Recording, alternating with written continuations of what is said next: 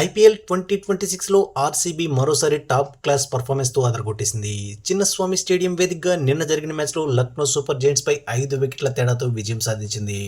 RCB bowlers Josh Hazlewood, Rasikh Salamdar top class bowling performance కు LSG batting lineup కుప్పకూలింది. Mitchell Marsh 40 runs, Ayush Badoni 38 runs, Mukul Choudhary 39 runs తో top స్కోరర్లుగా నిలిచినప్పటికీ Rishabh Pant, Nicholas Pooran, Abdul Samad single digit scores కి పరిమితం కావడంతో లక్నో 20 ఓవర్స్ లో 145 రన్స్ మాత్రమే చేసి ఆలౌట్ అయింది.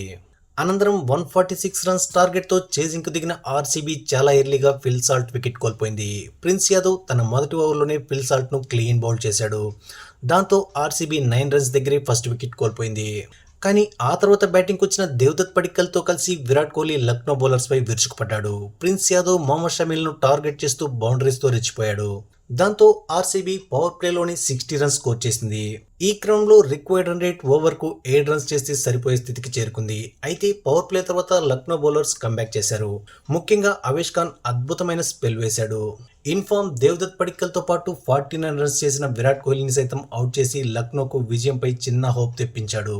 కానీ ఈ సమయంలో క్రీజులోకి వచ్చిన దితేష్ శర్మ, కెప్టెన్ రజత్ పటిదార్ తో కలిసి 6లతో డీల్ చేయడంతో చేయాల్సిన రన్స్ పూర్తిగా తగ్గిపోయాయి. దాంతో ఇక ఆర్సీబీ విజయం కన్ఫర్మ్ అనుకుంటున్న సమయంలో మరోసారి బౌలింగ్ వచ్చిన ప్రిన్స్ యాదవ్ ఒకే ఓవర్లో రజత్ పటిదార్ తో పాటు జితేష్ శర్మను అవుట్ చేసి చిన్నపాటి టెన్షన్ కలిగించాడు. కానీ టిమ్ డేవిడ్, రొమారియో షెపార్డ్ అలాంటి వాటికేం అవకాశం ఇవ్వకుండా మ్యాచ్ ను త్వరగా ఫినిష్ చేసేశారు. దాంతో ఇంకా 29 బాల్స్ మిగిలుండగానే ఆర్సీబీ విజయం సాధించింది. ఈ విజయంతో పాయింట్స్ టేబుల్లో టాప్ ప్లేస్ ను సైతం కైవసం చేసుకుంది.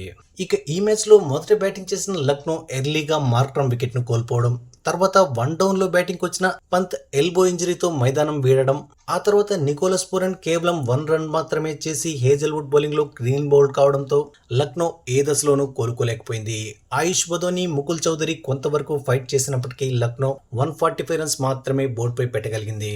ఇక ఆర్సీబీ బౌలర్లలో రసిక్ సలాందార్ 4 వికెట్లు తీయగా భువనేశ్వర్ కుమార్ 3 వికెట్లు, కృణాల్ పాండ్యాకు 2, జోష్ హేజల్వుడ్ కు 1 వికెట్ దక్కింది.